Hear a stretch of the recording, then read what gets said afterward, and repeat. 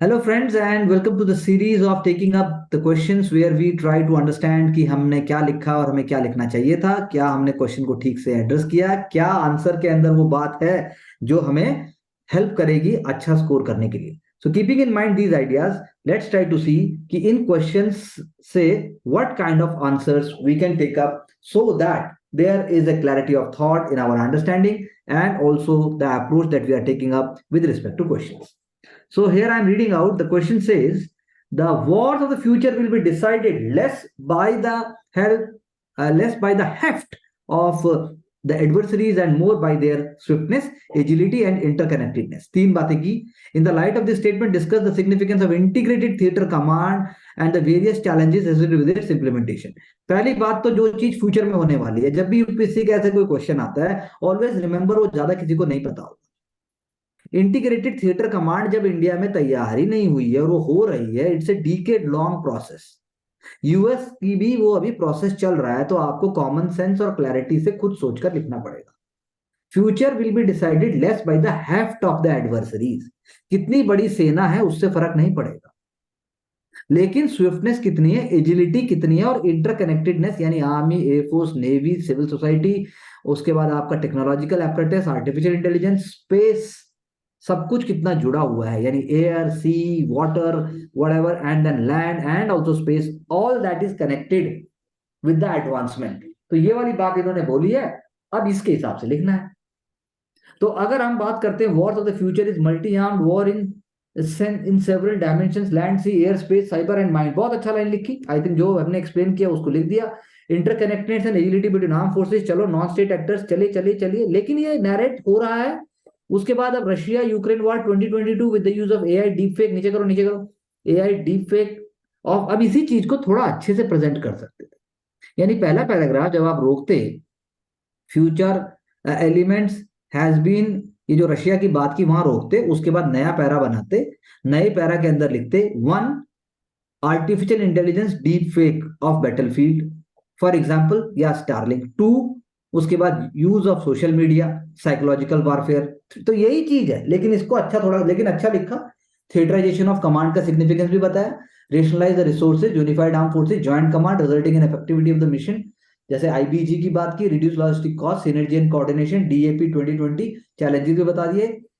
Land force given primacy over sea and power, regimental brigade, अब chief of defence staff, now only procurement. ठीक बात है, सारा बहुत ही क्वालिटी से लिखा, लेकिन आप कुछ पॉइंट और ला सकते हैं. जैसे यूएस ने स्पेस कमांड बनाया है, उसके बाद इंडिया और जो यूएस और Japan and even France with UK we are doing joint exercises. उसके बाद आप ये लिखते, जो बायोलॉजिकल और न्यूक्लियर वॉरफेयर का खतरा है उससे निपटने के लिए हम जो है अपने जैसे डिफेंस डीआरडीओ है या आपका सीएसआईआर है या आपका एचएएल है, वो भी उसी डायरेक्शन के अंदर काम कर रहे हैं.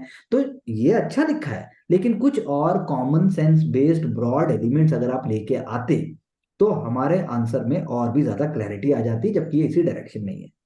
चलिए, evaluation of threats has made conventional warfare not only expensive but also futile. तो पार्ट वन जो था वो इंटरनेट सिक्योरिटी का पार्ट भी है, Mansi Aushik and others also should take into account. और पार्ट क्वेश्चन नंबर टू ये भी इंटरनेट सिक्योरिटी से जुड़ा हुआ है, जिसको हमें फोकस करना चाहिए.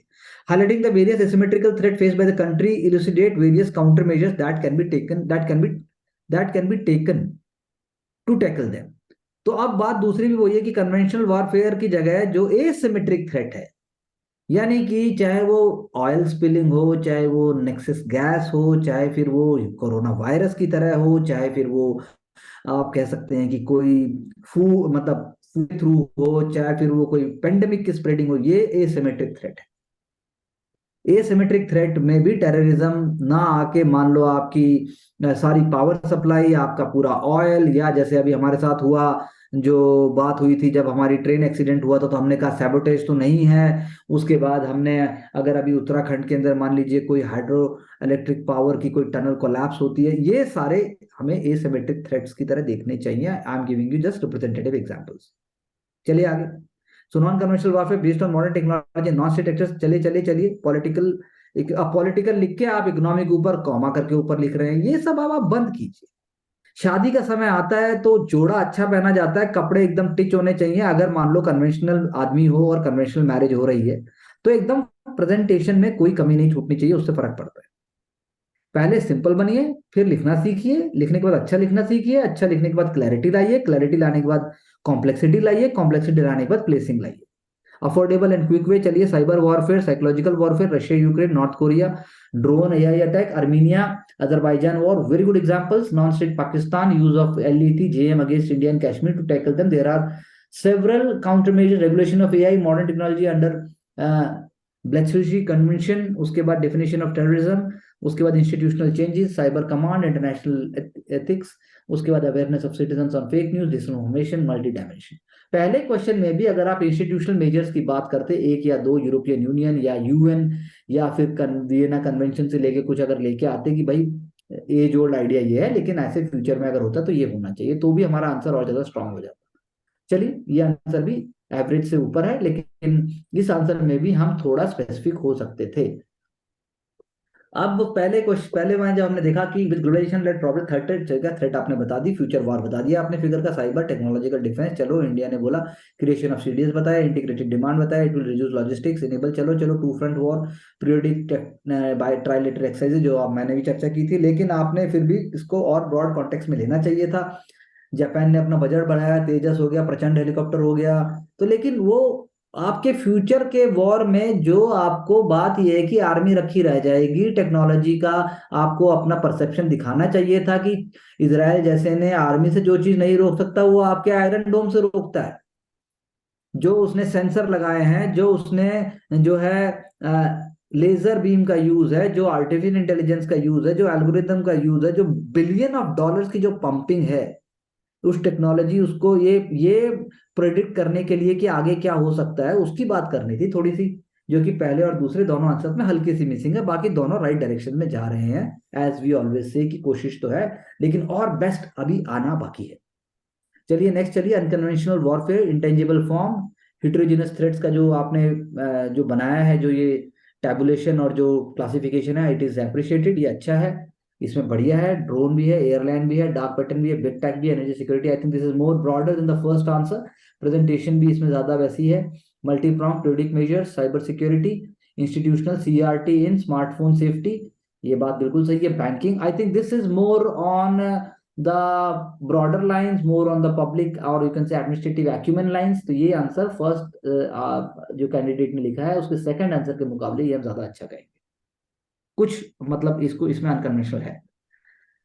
Okay, what of the future will be decided less by the heft, तो इसके अंदर हमने बताया integrated threat command include army navy IAF, fundamental changes, significance बता दिया आपने, national security, building war fighting capacity, defensive approach, significance, challenges बता दिए, lack of air assets, proper coordination, collaboration, तो ये अपने आप में एक पैरामीटर ले लिया, जो ब्रॉड बहुत नहीं लिया था, लेकिन जितना लिखा उतना लॉजिकल है, उतना मीनिंगफुल है, सो फॉर दैट एटलीस्ट 35% से लेके 42% के बीच में स्कोर आ सकता है। टेक्नोलॉजिकल डेवलपमेंट इग्नाइट करता है माइंड को, बहुत अच्छे लाइन लिखी सबसे पहली, उसके बाद आपने बताया war, cyber security issues, therefore conventional unconventional or peace prosperity बताई कंट्री की, बिल्कुल सही बात है। एसिमेट्रिकल थ्रेट आपने बताया, यूक्रेन वॉर में है, काउंटर मेजर्स है, जैमिंग कर दो उसको, अनकन्वेंशनल टैक्टिक्स है, जैसे चाइना को हमने, जैसे चाइना के सॉफ्टवेयर, चाइना के एप्स हमने ब्लॉक किए थे, ये सारी चीजें हमें लेके आनी चाहिए, जो कि आगे चल के जैसा कि थोड़ा ब्रॉड उसमें हम देख सकते हैं।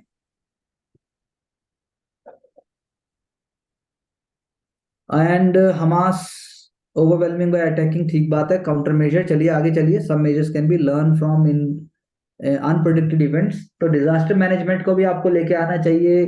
कोई कंट्री हो सकता है कि आपके पानी को रोक दे, कोई कंट्री हो सकता है कि अपने वहां डैम बना दे, फिर हम कैसे करेंगे, तो एसिमेट्रिकल थ्रेट्स में वो भी आएंगे।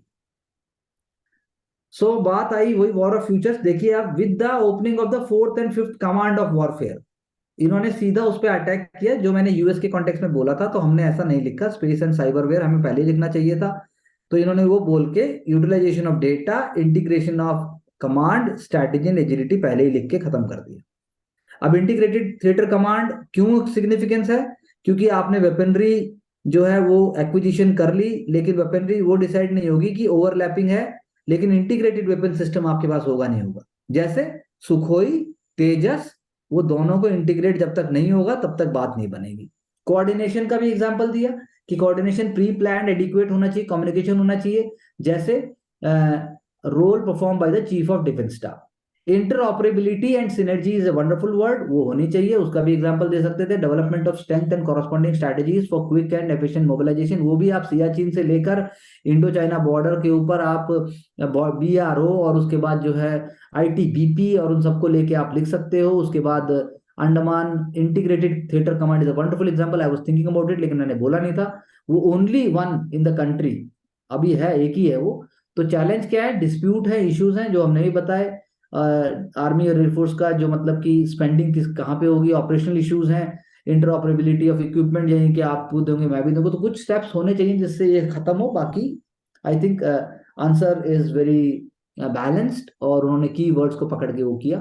और the newer spirit of challenges जो एक्सटर्नल और इंटरनल सिक्योरिटी थ्रेट में जो है, उसमें साइबर वॉरफेयर हमने बताया, क्रॉस बॉर्डर हमने बताया, लेफ्ट विंग एक्सट्रीमिज्म हमने नहीं बताया, ड्रग स्मगलिंग बाय ड्रोन हमने नहीं बताया, कॉग्निटिव हैकिंग हमने नहीं बताया। साइबर थ्रेट में देखिए Kudankulam D track attack targeting critical infrastructure, honey trapping is a wonderful and very very critical example, ये भी हमने यूज नहीं किया। ब्रह्मोस मिसाइल की इंफॉर्मेशन दे दी गई थी, या इवन जो DRDO के साइंटिस्ट थे जो हनी ट्रैप हुए थे उनको नाम लेते आप, जो अभी जेल में है if I am not wrong. Counter NCIIPC जो अटैक होते हैं क्रिटिकल, जैसे एम्स के ऊपर अटैक हुआ था, डेटा कॉम्प्रोमाइज हुआ। National cyber security action plan की बात की, यूज ऑफ ड्रोन्स, चलिए आगे। Counter procurement of anti drone system, Israel से जो हमने लिया स्मैश 1000 सिस्टम लिया। Drone rules 2001 has been release, उस 2021 not 2001। Cognitive hacking and use of social media, ये की वर्ड्स हैं जैसे कॉग्निटिव हैकिंग, ऐसे टर्म्स अगर हम थोड़ा मेंटली प्रैक्टिस करेंगे, जो कि हम अलग अलग अलग अलग अप्रोच से कर भी रहे हैं, इसके लिए हम न्यूज़पेपर भी करते हैं, हम आपको पढ़ते भी हैं, हम उसके बाद हम अलग अलग असाइनमेंट्स कर रहे हैं, एक्टिव लर्निंग पे फोकस कर रहे हैं, तो उससे होगा।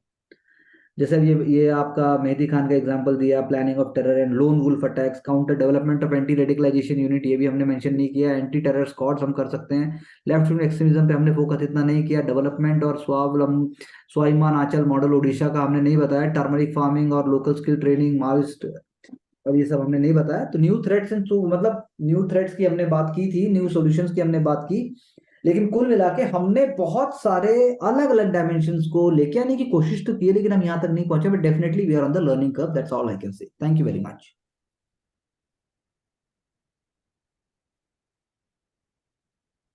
Okay, so Pravesh, what we can say and what we can learn with this? Sir I think more value addition is reflected in the toppers answer, और उसका एक ही उपाय है सर कि मल्टीपल एंगेजमेंट्स हमें करनी पड़ेंगी। कब करेंगे हम? सर कर ही रहे हैं, और जैसे जैसे हमारा जो अभी काम असाइन हुआ है तो वो जैसे ही खत्म हो जाता है तो और बढ़ाएंगे उसका लेवल। Okay, thank you. दिया।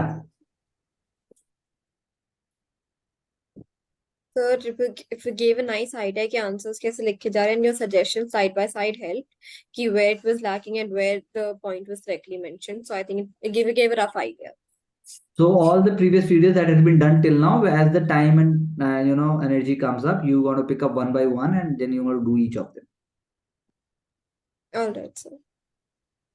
Karuna, you want to say something? सो जो एग्जांपल्स हैं लाइक हनी ट्रैपिंग एंड जो टर्म्स हैं लाइक कॉग्निटिव थिंकिंग, उनको इनकलकेट करना चाहिए अपने डेली प्रैक्टिस, डेली थिंकिंग में। उसके लिए भी हम ऐसा करेंगे, we will pick up an kind of an simple exercise और असाइनमेंट काइंड ऑफ थिंग। अगर हम डायरेक्टली, क्योंकि डायरेक्टली करने में बहुत टाइम भी लगता है बहुत बार, बिकॉज वो लीनियर तरीके से आपके माइंड में नहीं आएगा, क्योंकि हम बहुत सारी चीजें करनी है हमको। तो हम सब्जेक्ट वाइज या फिर ऐसा कुछ करके पकड़ेंगे और we will try to inculcate and innovate something, वही तरीका है इसका, और कोई तरीका नहीं है।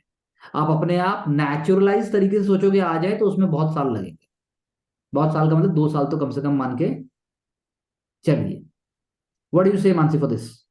सर यही है, मतलब जो आपने बोला कि मल्टी डायमेंशनल थिंकिंग तो आ रही है आंसर्स में, बट वो जो टर्म्स हैं वो जो डायरेक्ट इम्पैक्ट लेके आती है उस पे वर्क उसके करने। अलग से हम असाइनमेंट, अलग से एक प्रोजेक्ट रेडी करेंगे and we will come up with that, that is the only way. और जो स्ट्रक्चर्ड असाइनमेंट जो है उनमें लेके आओ, हाँ जो जी। चैप्टर है उनमें लेके आओ, उनमें लाके एक जगह रखो, फिर वो वहां से पढ़ सकते हैं हम बार बार।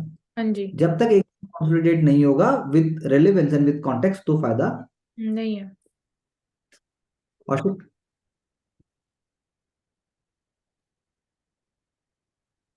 सर वही बात करना सेम, मैं आज यही करना सर, हम्म कि एक जगह एक इसको लाना पड़ेगा सर, जो आना भी पड़ेगा। कीवर्ड्स है।